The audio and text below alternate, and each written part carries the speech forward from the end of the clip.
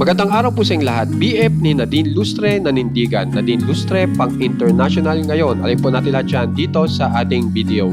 Bali ito pong si Christoph Sibario, ang boyfriend ni Nadine Lustre, ay todo suporta po ngayon sa PETA ad na kung saan po ay sinasabi po ng PETA na magkaroon daw po tayo ng compassion para sa mga cows o baka.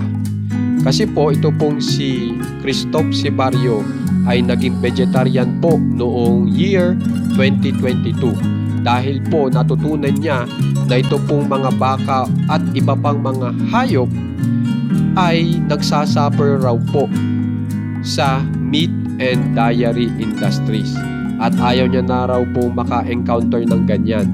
Kaya naman po ito pong si Sibario ay todo suporta sa mga animal lover, doon po sa mga nag-urge na i-stop na yung ganitong mga klaseng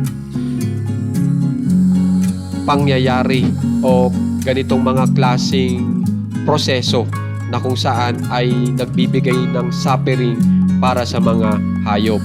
Kasi sinasabi nga po dito ni Christoph Barrio at ng PETA na ang mga hayop daw ay meron din naman daw pong pag-iisip.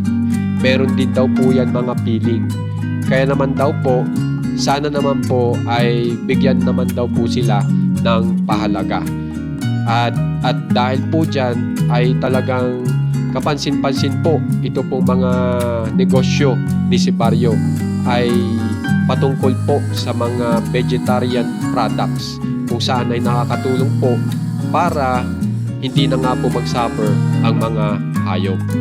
Samantala, dito naman po tayo kay Nadine Lustre. Napakaganda nga pong balita para kay Nadine Lustre dahil siya po ang napiling ilathala dito po sa isang international magazine na La Officielle PH na siya po yung ginawang 5th anniversary issue.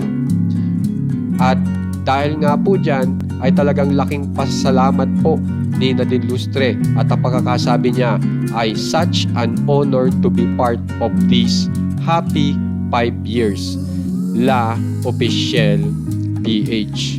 Kaya naman guys, kung gusto niyo pong ma-update sa mga famous celebs ng Pinas, subscribe na po kayo sa ating channel na Juan Katawa. Maraming salamat po.